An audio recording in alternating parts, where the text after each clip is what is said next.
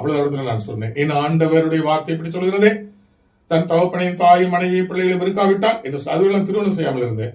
ஆனால் அந்த ஊழியர் இடத்துல சொன்னேன், தன் மனைவியை வெறுக்காவிட்டால் எனக்கு சீசனா இருக்க மாட்டான். அவர் ஊழியக்கார திருமணமானவர், பிள்ளைகள் வந்து ஊழியர் செய்கிறவர், அவருக்கு நான் புத்தி சொல்ற மாதிரி சொன்னேன். அதனால திருமணம் செஞ்சு மனைவியை வெறுக்கிறத விட திருமணம் செய்யாமல் இருக்கிறது ரொம்ப நல்லது அப்படின்னு நினைச்சிட்டு நான் இங்க இருக்கிறேன்னு சொன்னேன். அப்ப இந்த ஊழியக்காரர் சொன்னார், வசனத்தை நீங்க ஒழுங்கா படிச்சீங்களா அப்படின்னு கேட்டார். எனக்கு ரொம்ப எரிசலாவும் டென்ஷன் ஆகுது, ஏன் அப்படின்னு இப்படி கேட்கிறாரு அப்படின்னு. ஏன்னா அவருக்கு அசிஸ்டண்டா இருந்தாலும் நான் தான் அதிகமா போதகத்தை போதிக்கக்கூடிய இடத்தை அவர் எனக்கு தந்திருந்தேன். திருவிருந்த ஆராதனையெல்லாம் நான் தான் பிரசங்கம் பண்ணுவேன். பிரசங்கம் பண்றது நானும், திருவிருந்தம் நடத்துறது அவரு. பிரியமான அவர் இடத்துல சொன்னார், தன் தகப்பனையும் தாயையும் தன்னுடைய மனைவியும் நிலத்தையும் வீட்டையும் வெறுக்காவிட்டால் அப்படின்னு போட்டு கிடத்துல, தன் ஜீவனையும் வெறுக்காவிட்டால் அவர் எனக்கு சீசனா இருக்க மாட்டேன்னு நான் சொல்லியிருக்கிறதை நீங்கள் வாசிக்கவும் தியானிக்கலையேன்னு சொன்னேன். ஜீவனை நீங்க வெறுக்கணும் இல்லையா? தகப்பனை உடனே விட்டுட்டீங்க, தாயை உடனே வெறுத்துட்டீங்க.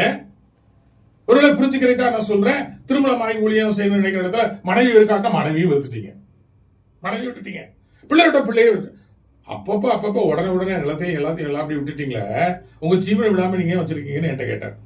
அவட அந்த ஜீவனை விடணும், அவட தூக்குப்படுத்த நினைச்சாகணும். பிரியமானவர்களை வேதத்தை எப்படி எல்லாம் எடுத்துக் கொள்கிறார்கள்.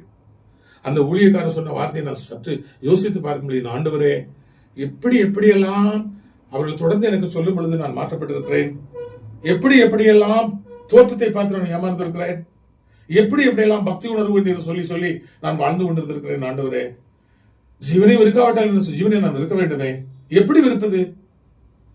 பிரியமான ஜீவனில் ஆண்டவருக்கு விருப்பமில்லாத காரியத்தில், புசிப்பதில், குடிப்பதில், பார்ப்பதில், உடை உடுத்துவதில் ஆண்டவருக்கு விருப்பமில்லாத அத்தனை பாவம் என்று சொல்கிற இந்த நிலையில் அவைகளெல்லாம் வெறுத்து விட்டுவிட வேண்டும். பிரியமான ஆண்டவருக்கு பிரியமான எல்லாவற்றையும் நம்ம கை கொண்டு அவை எல்லாவற்றையும் செய்யக்கூடியவர்களாய் நாம் புசித்தாலும் குடித்தாலும் பின்பு எதை செய்தாலும் தேவ நாம மகிமைக்கு ஏதுவாக உடையிலும் பேச்சிலும் செய்கையிலும் நடத்தையிலும் ஆண்டவரை மகிமைப்படுத்த வேண்டும் என்ற சிந்தனை உள்ளவர்களாக, செயல்பாடு உள்ளவர்களாக வாழ்ந்து காட்ட வேண்டும். அதைத்தான் வேதம் சொல்கிறது.